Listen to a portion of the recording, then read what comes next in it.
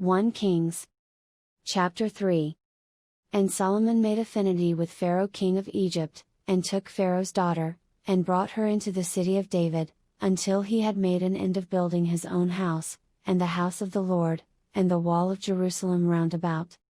Only the people sacrificed in high places, because there was no house built unto the name of the Lord, until those days. And Solomon loved the Lord, walking in the statutes of David his father, only he sacrificed and burnt incense in high places. And the king went to Gibeon to sacrifice there, for that was the great high place. 1,000 burnt offerings did Solomon offer upon that altar. In Gibeon the Lord appeared to Solomon in a dream by night, and God said, Ask what I shall give thee. And Solomon said, Thou hast showed unto thy servant David my father great mercy, according as he walked before thee in truth, and in righteousness, and in uprightness of heart with thee, and thou hast kept for him this great kindness, that thou hast given him a son to sit on his throne, as it is this day.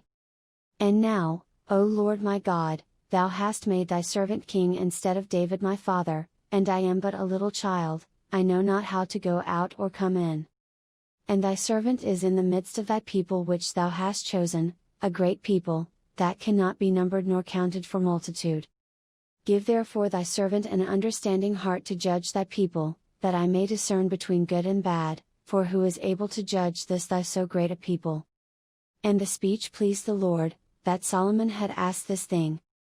And God said unto him, Because thou hast asked this thing, and hast not asked for thyself long life, neither hast asked riches for thyself, nor hast asked the life of thine enemies, but hast asked for thyself understanding to discern judgment. Behold, I have done according to thy words. Lo, I have given thee a wise and an understanding heart, so that there was none like thee before thee, neither after thee shall any arise like unto thee. And I have also given thee that which thou hast not asked, both riches, and honor, so that there shall not be any among the kings like unto thee all thy days.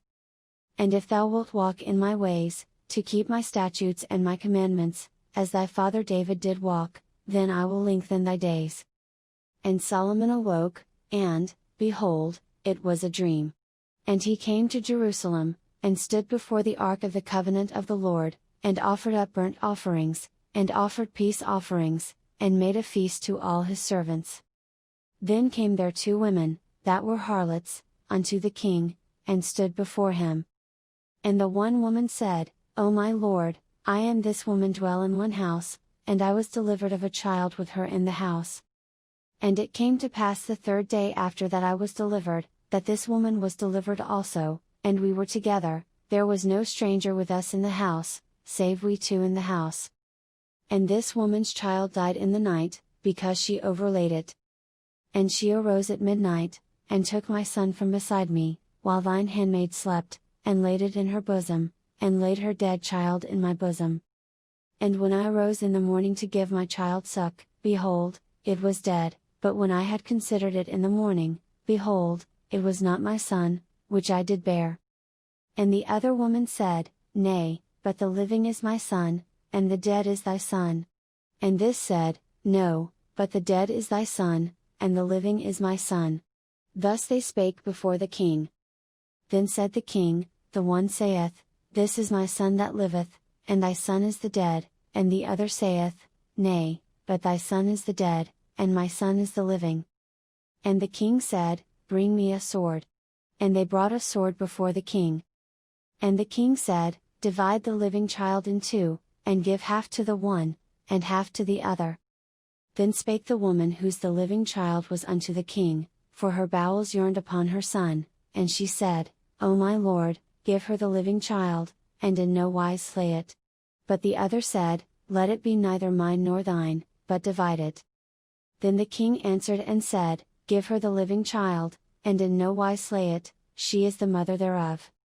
And all Israel heard of the judgment which the king had judged, and they feared the king, for they saw that the wisdom of God was in him, to do judgment.